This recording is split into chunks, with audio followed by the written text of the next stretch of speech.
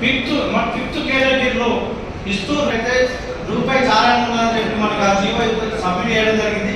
కానీ మనకి ఇవ్వాల్సిన వాళ్ళు 25 చేసింది కాబట్టి దీన్ని కార్పొరేట్ రైతు కింద కేటాయించి ఫిఫ్త్ కేటగిరీలో తీసుకొచ్చి చేసినట్టయితే రూపాయలే. ఒకవేళ గౌరవ ముఖ్యమంత్రి వారు దీన్ని దృష్టి పెట్టుకోండి. ఈ ఫ్రీ కరెంట్ ఇచ్చినా కూడా గవర్నమెంట్కి ఎలాంటి నష్టం లేదు. సంవత్సరానికి సబ్సిడీ కావచ్చు. రెండవది మాకు ఈ ఫ్రీ కరెంట్ ఇచ్చినట్లయితే మార్కెట్లో పోటీలో తట్టుకోవడానికి మాకు అనుకూలంగా ఉంటుంది మేడం. నమస్కారం సార్. ఈరోజు ఈ సమావేశానికి అధ్యక్షత వహించినటువంటి ప్రిన్సిపల్ సెక్రటరీ శైల రామయ్య గారికి, అలాగే కాంగ్రెస్ పార్టీ సాగరరావు సార్ గారికి మరియు మార్కెట్ కమిటీ చైర్మన్ వెంకట సౌకర్య గారికి నాకు ప్రత్యేక ధన్యవాదాలు చెప్తున్నాను. మాకు ఒకటే సార్, ఇప్పుడు మేడం గారు ఇలా మీరు పీసీకి ఆలోచించి చాలా సంతోషం మేడం.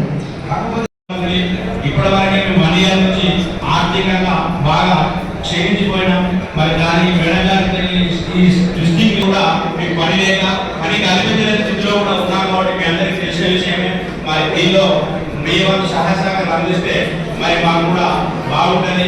మరి మాకు 23 మే వరకు మేము బిల్లు చెల్లించిన తర్వాత 2023 మే తర్వాత కోర్టు స్టే ద్వారా 2023 వరకు 2016 నుంచి 23 వరకు వాడిన బిల్లుకు వాళ్ళు మళ్ళీ ₹6 బిల్లు వేసి దానికి సర్చార్జీలు వేసి 1 లక్ష వచ్చిన వారికి 30 లక్షల రూపాయల బిల్లు రావడం అనేది ఇది ఎంతవరకు సమయం వంటలకు ఇచ్చి రూపాయి మనం యాభై చెల్లించి ఆటలు మనం బట్టే పరిస్థితుల్లో నడపలేని స్థితికి తీసుకొచ్చి మనల్ని కూడా అవసరం ఉంటుంది. కాబట్టి మనకు ఆ 25 HP వరకు కూడా మీరు అన్నట్టు మన మిత్రులు చెప్పినట్టు కూడా ఉచితంగా ఇచ్చినా కూడా నేతన్నలకు పోయేది ఏం లేదు సార్. ఎందుకంటే దేశంలో ఎన్నో మన సంక్షేమ పథకాల కోసం కోట్ల రూపాయలు మీరు ఇస్తున్నారు. ఇక్కడ 20వ తేదీన తెలంగాణ రాష్ట్ర గౌరవ ముఖ్యమంత్రి శ్రీ రేవంత్ రెడ్డి గారు, చేనేత జౌలి శాఖ మాచ్యులు తుమ్మల నాగేశ్వరరావు గారు, కరీంనగర్ ఉమ్మడి జిల్లాకు సంబంధించిన మంత్రివర్యులు పెద్దలు శ్రీధర్ బాబు గారు, పొన్నం ప్రభాకర్ గారు, జిల్లా ఇన్ఛార్జ్ మంత్రి ఉత్తమ్ కుమార్ రెడ్డి గారు రాజన్న సిరిసిల్ల జిల్లాలోని వేములవాడకు రాబోతున్న తరుణంలో రాజన్న సిరిసిల్ల జిల్లాలో ఉన్నటువంటి పలు సమస్యలపైన గత 2 రోజుల నుంచి కూడా సమావేశాలు జరుగుతూ ఉన్నాయి.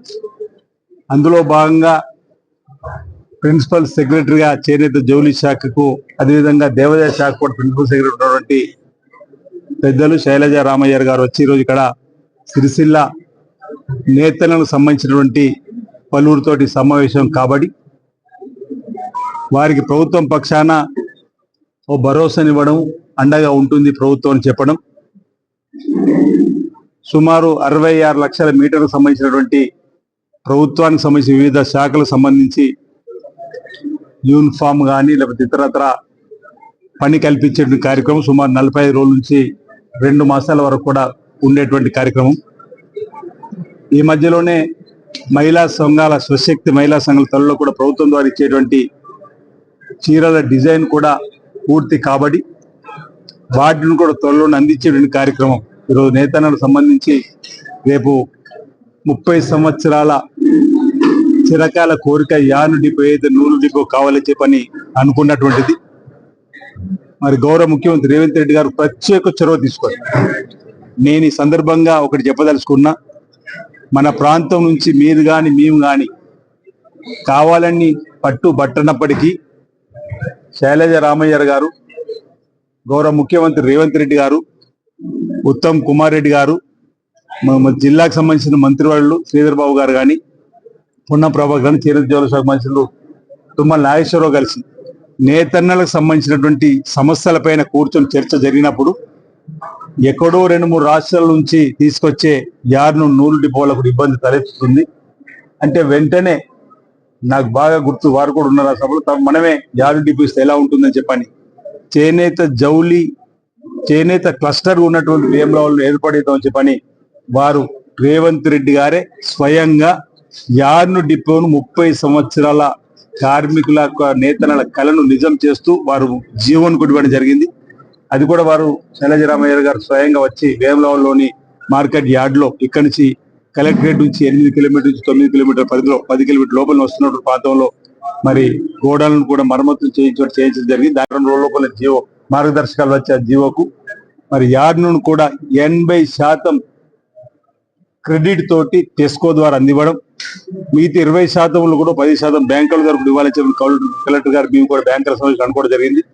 వస్త్రం తయారు చేసిన తర్వాత తిరిగి టెస్కోనే తీసుకొని 80% క్రెడిట్ పట్టుకొని మిగతాది లాభము లేక మిగతా 20% పెట్టుబడి ఏదైతే పెట్టుకుంటారో దాన్ని తిరిగి ఇచ్చేటువంటి పరిస్థితిని ఈ రోజు తీసుకురావడం వల్ల చాలా మందికి మేలు జరుగుతుందని చెప్పని ఈ రోజు నేతనలే హర్షం వ్యక్తం చేసిన సందర్భంలో దాన్ని కూడా ఈ రోజు 20వ తేదీన ప్రారంభం చేసుకోవడం జరుగుతుంది.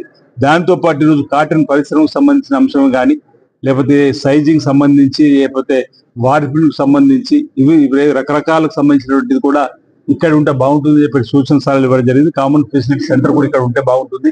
ఎందుకంటే అద్దకానికి మరో ప్రాంతానికి ఇవి రకరకాల ప్రాంతాల నుంచి రావడం వల్ల ఇబ్బంది అవుతుందని చెప్పిన దానికి దృష్టి పెట్టుకుని అది కూడా వారు ముఖ్యమంత్రి దృష్టికి తీసుకొని పోవడం జరుగుతుందన్నమాట. ఈ సందర్భంగా తెలియజేస్తూ మరి ఈరోజు పద్మశాలి కులభవన్ సంబంధించి చర్చ కూడా ప్రిన్సిపల్ సెక్రటరీ గారి నోట వచ్చిందంటే చర్చ జరిగింది. ఎక్కడెక్కడ ఏమున్నాయనేది 5 కోట్లు మంజూరు కాబట్టి దానిలో 2,52,00,000 పని కాబట్టి మిగతా 2 కోట్ల పని పూర్తి చేసుకునే దశలో ఆగిపోయినటువంటి ఆ భవనం కూడా ఏ విధంగా ముందుకు తీసుకోవాలో చెప్పనే వారి ఆలోచన. మన వాళ్ళేమో ఉన్న డబ్బుతో కాంపౌండ్ వాళ్ళు నిర్మాణం చేసుకుందాము అనేది మన వాళ్ళ ఆలోచన. ప్రభుత్వంలో ఉన్నటువంటి ఇంజనీరింగ్ అధికారుల ఆలోచన స్లాబ్ మొత్తం వేస్తే ఒక భవనం అయితే అయింది కదా ముందు తర్వాత కాంపౌండ్ కట్టుకోవచ్చు వాళ్ళ ఆలోచన. ఆ మధ్యలో ఆ మీమాంసలో ఏదో అవుతున్నట్టు కూడా దృష్టికి రావడం జరిగింది. వారు కూడా ప్రభుత్వంతో మాట్లాడడం జరిగింది. మరొకటి కూడా ఇక్కడ నేను పద్మశాలి కుల సోదరులు ఆరాధ్యం ఏదైతే ఉందో శ్రీ మార్కండే దేవాలయం నిర్మాణం కూడా వెంటనే మీరు ఏదైతే ముందు చేపట్టాలనుకున్నారో దాన్ని కూడా చేపట్టాలని చెప్పని నేను అనేక సందర్భాలు కోరడం జరిగింది. ఈ మధ్యలోనే పనులు ప్రారంభమవుతున్న అంశం కూడా తెలియజెప్పడం జరిగింది. ఆ అంశాన్ని కూడా పెద్దలు శైలజరామయ్య గారు మేము కానీ మరి పెద్దలు కొండ సూర్యక గారి దృష్టికి ముఖ్యమంత్రి దృష్టికి తీసుకొని పోవాలని చెప్పి అనేది ఒక అనుకోవడం జరిగింది. ఎందుకంటే మార్కండేశ్వర ఆశీస్సులు అందరికీ అందే విధంగా కూడా ఆ కార్యక్రమం కూడా మీరు ఏదైతే తలపెట్టిరో ముందు వేసుకున్నారో దాన్ని కూడా మీరు తీసుకొని ముందుకు పోవాలని చెప్పండి. దానిలో కూడా మా సహకారం కూడా ఉండే విధంగా ఉంటుందని మాట ఇదివరకు చెప్పాను. ఈ రోజు కూడా చెప్పడం జరిగింది. నేతలకు ఒకటే ఈ ప్రభుత్వ పక్షాన మేము ఓ భరోసాను కల్పింపజేసే కార్యక్రమంలో ముందుకు పోతున్నట్టు సందర్భం ఉంది కాబట్టి అందరూ ధైర్యంగా ఉండాలని ఈ సందర్భంగా ప్రభుత్వం తప్పనిసరిగా చేయూతనిస్తుందని చెప్పిన మాట ఈ సందర్భంగా తెలియజేస్తూ 20వ తేదీన జరగబోయే వేములవాడ నియోజకవర్గ కేంద్రంలో రాజన్న ఆలయ పరిసర ప్రాంతంలో జరిగేటువంటి ఆ బహిరంగ సభకు అందరినీ కూడా ఈ సందర్భంగా ఆహ్వానిస్తున్న గౌరవ ముఖ్యమంత్రి రేవంత్ రెడ్డి గారి సమావేశానికి ఆ సభ ద్వారా మన ప్రాంతానికి ఇప్పుడే చెప్పినట్టుగా మన ప్రాంత సమస్యల పరిష్కారానికి ఒక వేదికగా మార్చుకుందామని చెప్పిన మాట భవిష్యత్తులో మన సమస్యలు మరింత వేగంగా చేయడానికి ఉపయోగపడే విధంగా ఉంటుందనే మాట సందర్భంగా తెలియజేస్తూ మనం ఏదైతే కరెంటుకు సంబంధించింది కూడా చర్చ జరిగింది అది కూడా గౌరవ ముఖ్యమంత్రి దృష్టికి తీసుకుని వెళ్ళడం జరిగింది. విద్యుత్ శాఖ మార్చులు డిప్యూటీ సీఎం గారు వాళ్ళు కూర్చొని కూడా ఒక దానికి పరిష్కారానికి వేదిక మార్గం కూడా సుగమం చేస్తుందని చెప్పిన భావన శైలజరామయ్య గారు ఏదైతే వచ్చి అన్ని వర్గాల వాటితో సమావేశమైంది మీరు ఏదైతే ఫీడ్బ్యాక్ తీసుకున్నారో వాటి అన్నింటి కూడా ప్రభుత్వం తీసుకొని వెళ్ళి ఇంకా వరకు చక్కటి అనుభవం ఉంది. అపారమైనటువంటి అనుభవం ఉన్నటువంటి చేనేత జౌళి శాఖ పైన పట్టున్నటువంటి వారికి అవకాశం ఉంది కాబట్టి ఆ సమస్యలన్నీ కూడా ఒకరి తర్వాత ఒకటి పరిష్కారం చెప్పినటువంటి ఒక భావన సందర్భంగా వ్యక్తం చేస్తున్నా. అందరికీ నా హృదయపూర్వక నమస్కారాలు.